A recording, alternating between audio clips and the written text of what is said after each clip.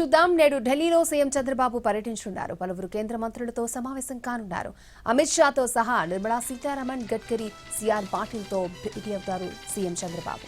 రాష్ట్రంలో చేపట్టిన ప్రాజెక్టులపై కేంద్ర మంత్రులతో సీఎం చర్చించనున్నారు.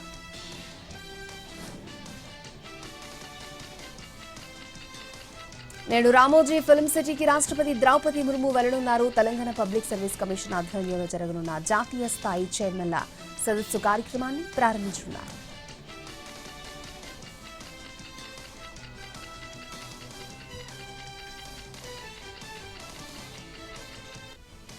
నేటితో లిక్కర్ కేసు నిందితుల రిమాండ్ ముగియనుంది. దీంతో ఈ కేసులోని 9 మంది నిందితులను ఏసీబీ కోర్టులో హాజరుపరచనున్నారు పోలీసులు.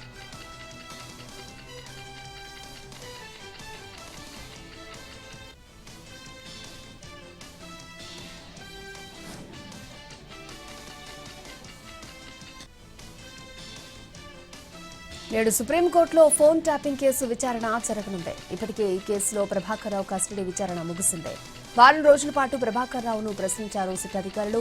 ప్రభాకర్ రావు కస్టడీ రిపోర్టును సుప్రీంకోర్టుకు అందజేయనున్నారు. గతంలో ప్రభాకర్ రావుకున్న రిలీఫ్ను ఎత్తివేయాలని పోలీసులు కౌంటర్ దాఖలు చేశారు. సుప్రీంకోర్టు ఆదేశాల ప్రకారం సిట్ అధికారులు ముందుకు వెళ్లనున్నారు.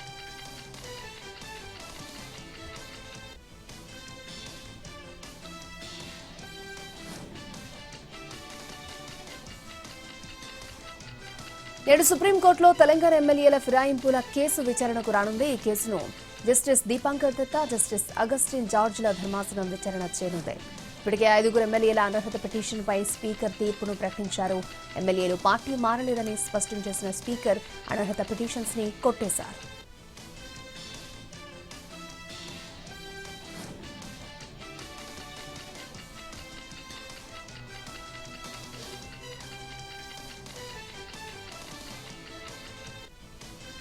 తెలంగాణలో 1370 గ్రూప్ 3 పోస్టులకు ఎంపికైన అభ్యర్థుల జాబితా రిలీజ్ అయింది.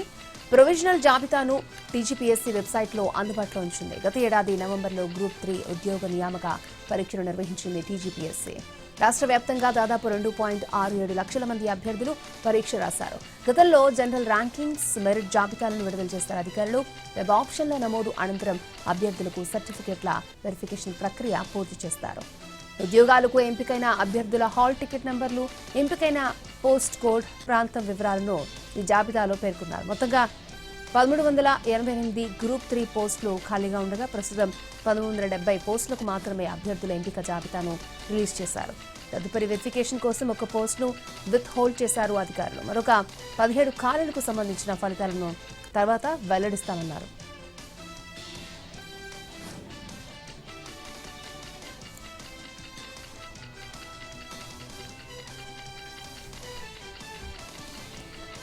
తెలంగాణ డీజీపీ నియామకంపై హైకోర్టులో విచారణ జరిగింది. సుప్రీంకోర్టు ఆదేశాలను పాటించరా అని రాష్ట్ర ప్రభుత్వాన్ని ప్రశ్నించింది హైకోర్టు. పూర్తి వివరాలను తమ ముందు ఉంచాలని అడ్వకేట్ జనరల్కి సూచించింది హైకోర్టు. సుప్రీంకోర్టు ఉత్తర్వుల మేరకు పూర్తి కాలపు డీజీపీని నియమించే ప్రక్రియను ప్రారంభించాలంది హైకోర్టు. తదుపరి విచారణను ఈ నెల 22కి వాయిదా వేసింది.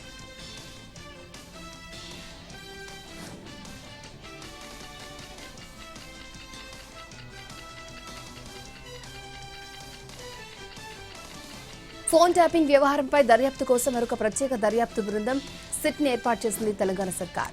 హైదరాబాద్ పోలీస్ కమిషనర్ సజ్జనార్ దీనికి నేతృత్వం వహిస్తారు.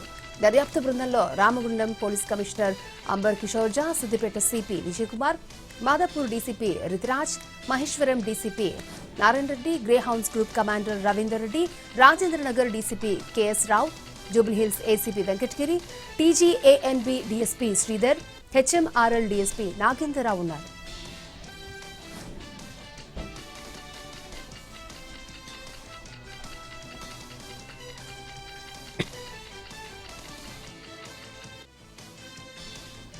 ఐబొమ్మ రవి కేసులో సంచలన విషయాలు వెలుగులోకి వస్తున్నాయి.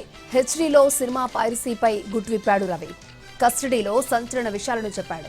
సినిమాలను హెచ్డీ ఫార్మేట్లో ఏ విధంగా పైరసీ చేసేవాడు నిగ్గు తేల్చారు దర్యాప్తు అధికారులు. టెలిగ్రామ్ ఛానల్ ద్వారా పైరసీ చేస్తున్నట్లుగా నిర్ధారించారు. హెచ్డీ హబ్ సాయంతో హెచ్డీ సినిమాలను పైరసీ చేస్తున్నట్లు గుర్తించారు అధికారులు. క్యూబ్ నెట్వర్క్ ని సైతం హ్యాక్ చేసిన వైనం వెలుగులోకి వచ్చింది. క్యూబ్ నెట్వర్క్ కి చెందిన శాటిలైట్ లింక్ ను హ్యాక్ చేసి హెచ్డీ ఫార్మెట్ లో సినిమాలను రికార్డ్ చేసినట్లుగా విచారణలో బయటపడింది.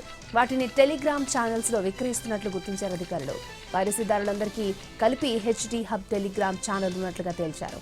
ఆ టెలిగ్రామ్ ఛానల్లో పైరసీ సినిమా లింక్ ను అప్లోడ్ చేసి $100 నుంచి $300 వరకు వసూలు చేస్తున్న విషయం బయటపడింది. హిట్, తండేల్, కిష్కిందకాండ సినిమాలను ఇలాగే పైరసీ చేసి ఐబొమ్మలో అప్లోడ్ చేశాడు రవి.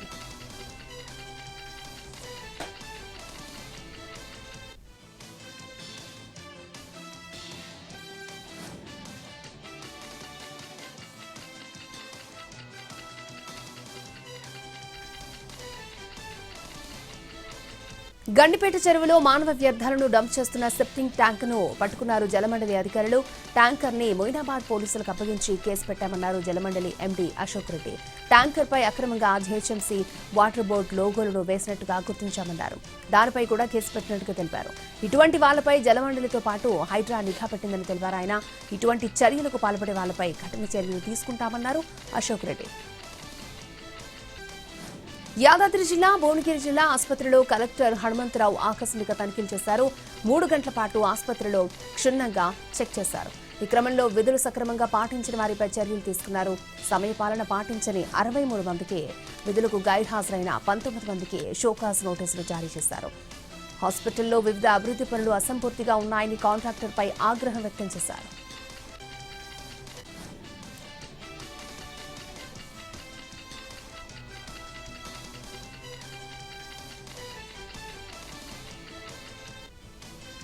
వరంగల్ జిల్లా Narsampet tribal welfare residential school and college boys హాస్టల్లో గొడవ జరిగింది.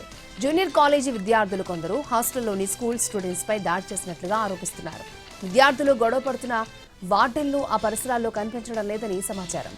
ఈ దాడిలో అస్వస్థతకు లోనైన ఒక విద్యార్థిని ఆసుపత్రికి తరలించి చికిత్సను అందిస్తున్నారు.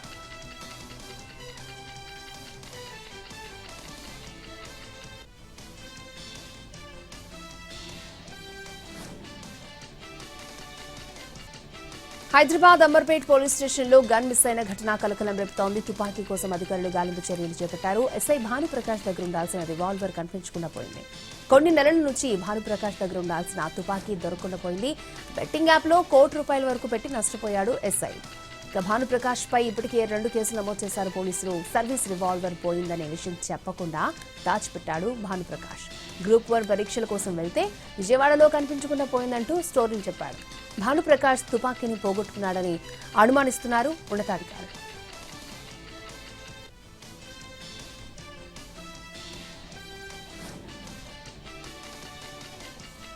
వికారాబాద్ జిల్లా సాయిపూర్లో దారుణం జరిగింది. భర్త, అత్తామామ దాడిలో తీవ్రంగా గాయపడిన అనుష మృతి చెందింది. 8 నెలల క్రితం అనుష, పరమేష్ ప్రేమ వివాహం చేసుకున్నారు. ప్రేమ పెళ్లి ఇష్టం లేకపోవడంతో పరమేష్ తల్లిదండ్రులు అనుషకు మధ్య తరచూ గొడవలు జరుగుతున్నాయి. ఈ క్రమంలోనే అనుషపై భర్త, అత్తామామ దాడికి దిగారు. తీవ్ర గాయాలతో ఆసుపత్రిలో చికిత్స పొందుతూ అనుష చనిపోయింది. అనుష భర్త పరమేష్ తల్లిదండ్రులు నానమ్మ, మొగలప్ప పరారీలో ఉన్నారు. అనుష మృతి చెందిందని కుటుంబ సభ్యులకు తెలిపి పరారయ్యారు 3 నిందితులు. పలుమార్లు కట్నం తీసుకురావాలంటూ అనుషతో గొడవకు దిగారంటున్నారు కుటుంబ సభ్యులు.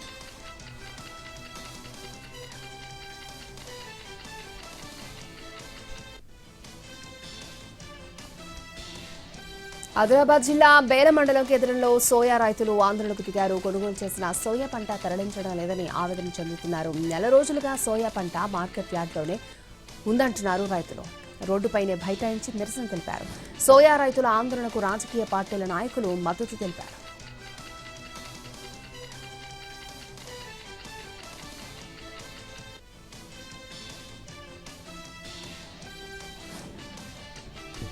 ఏపీలో క్రైమ్ రేటును జీరోకి తీసుకురావాలన్నారు సీఎం చంద్రబాబు. సోషల్ మీడియాలో ఇష్టారీతిన పోస్టులు పెడితే చూస్తూ ఊరుకోబోము అన్నారు. నేరస్తుల పట్ల పోలీసులు కఠినంగా వ్యవహరించాలని తెలిపారు. నేరం జరిగిన టైంలో బాధితులకు సత్వర న్యాయం జరగాలన్నారు. ఎవరైనా తప్పు చేయాలంటే భయపడాలని అన్నారు. తప్పు చేసిన వాళ్లను పోలీసులు ఎట్టి పరిస్థితుల్లోనూ వదలకూడదన్నారు సీఎం.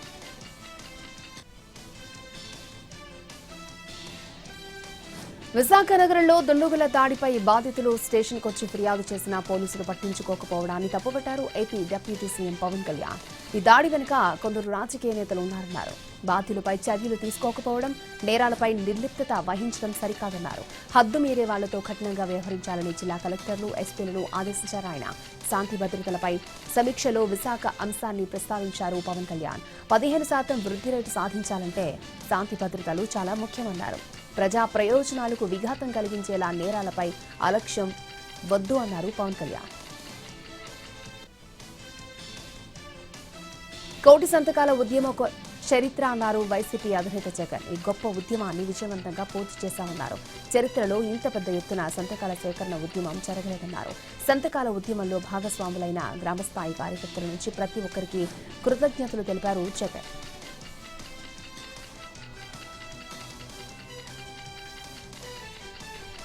వైసీపీ నేత పెద్దారెడ్డిపై తాడిపత్రి మున్సిపల్ చైర్మన్ జెసి ప్రభాకర్ రెడ్డి ఫైర్ అయ్యారు. డబ్బు దోచుకోవడానికి పెద్దమ్మ తల్లి ఆలయానికి చందాలు వసూలు చేస్తున్నాడని ఆరోపించారు. పెద్దారెడ్డికి సంపాదన ఆదాయం లేక ఆలయం పేరు చెప్పి చందాలు అడుగుతున్నారంటూ మండిపడ్డారు. గుడికి తాను 20 లక్షలు ఇవ్వడానికి రెడీగా ఉన్నానని చెప్పారు. పెద్దారెడ్డి 20 లక్షలు ఇవ్వడానికి సిద్ధంగా ఉన్నాడా అని ఛాలెంజ్ చేశారు జెసి ప్రభాకర్ రెడ్డి.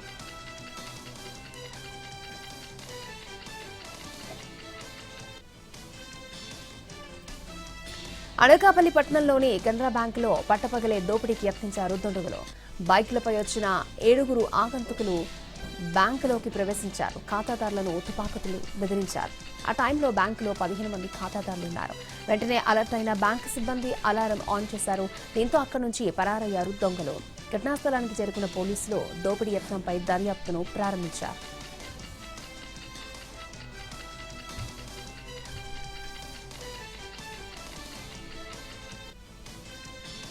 40,000 లంచం తీసుకుంటూ ఏసీబీకి చిక్కారు కాకినాడ జిల్లా BC welfare deputy director Lalli. లంచం ఇచ్చేందుకు సీనియర్ అసిస్టెంట్ సూర్య శివప్రసాద్, రిటైర్డ్ ఎంప్లాయీ సత్యనారాయణ మధ్యవర్తిత్వం వహించారు. బీసీ వెల్ఫేర్ డిపార్ట్మెంట్లో ఉద్యోగం చేస్తూ అంబేద్కర్ చనిపోయారు. కారుణ్య నియామకం కింద ఉద్యోగం ఇవ్వడానికి, కాంపెన్సేటివ్ బెనిఫిట్స్ ఫైల్ క్లియర్ చేయడానికి డబ్బులు డిమాండ్ చేశారు లల్లి. దీంతో ఏసీబీని ఆశ్రయించాడు అంబేద్కర్ కుమారుడు చక్రవర్తి. శ్రీకాకుళం జిల్లా నర్సన్నపేట మండలం కిల్లాం గ్రామంలో అగ్ని ప్రమాదం జరిగింది. ఈ ప్రమాదంలో 6 ఎకరాల చెరుకు పంట పూర్తిగా దగ్ధమైంది. ఘటనా స్థలానికి చేరుకున్న అగ్నిమాపక సిబ్బంది మంటలను అదుపు చేశారు. 2 లక్షల రూపాయల పంట నష్టం జరిగినట్లుగా రైతు ఆవేదన వ్యక్తం చేశారు. ప్రమాదానికి గల కారణాలు తెలియాల్సి ఉంది.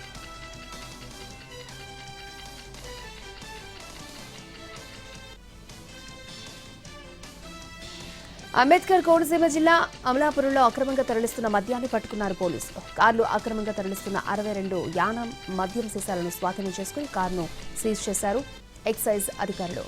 నిందితుడిని అరెస్ట్ చేసి కోర్టులో హాజరుపరిచారు.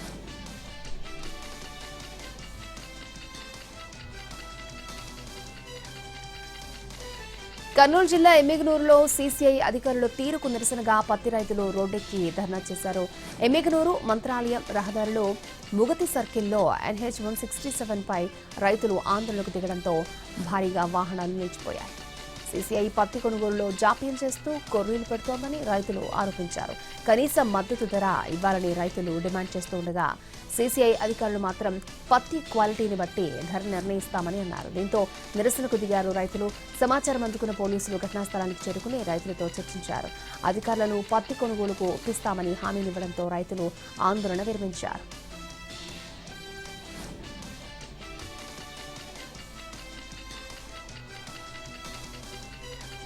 తమిళనాడు రాజకీయాల్లో వేడి రాజుకుంది. టీవీకే అధినేత విజయ్ అధికార డీఎంకే ప్రభుత్వంపై తీవ్రస్థాయిలో విరుచుకుపడ్డారు. ఈరోడ్ జిల్లాలో నిర్వహించిన భారీ బహిరంగ సభలో ఆయన ప్రసంగించారు. డీఎంకే ఒక దుష్ట శక్తి అని, తన తమిళగ వెట్రికళగం స్వచ్ఛమైన శక్తి అని వ్యాఖ్యానించారు. శాంతి భద్రతలు, నీట్ పరీక్ష మినహాయింపు వంటి అంశాలపై స్టాలిన్ సర్కారును లక్ష్యంగా చేసుకున్నారు. డీఎంకేకు సమస్యలకు ఫెవికాల్తో అంటించినంత సంబంధం ఉంది. వాటిని వేరు చేయలేమంటూ ఎద్దేవా చేశారు. సభ ముగిశాక ప్రజలందరూ సురక్షితంగా ఇళ్లకు వెళ్లాలని ఆయన విజ్ఞప్తి చేశారు. కరూరు సభలో జరిగిన తొక్కిసలాట ఘటన తర్వాత తమిళనాడులో విజయ్ నిర్వహించిన తొలి భారీ బహిరంగ సభ ఇదే.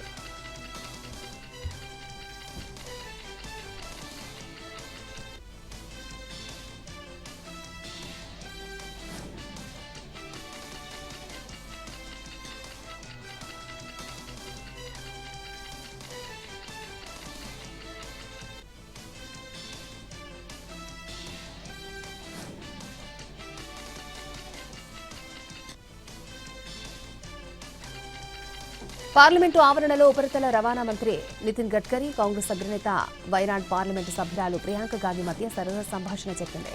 వైనాడ్లో రోడ్ల పనులకు సంబంధించి గడ్కరీని కలిశారు ప్రియాంక. గతంలో మీ సోదరుడు రాహుల్ గాంధీ చెప్పిన పని చేశాను, ఇప్పుడు మీరు చెప్పే పని చేస్తానన్నారు గడ్కరీ.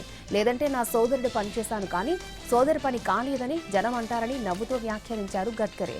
దీంతో ప్రియాంక కూడా నవ్వేశారు.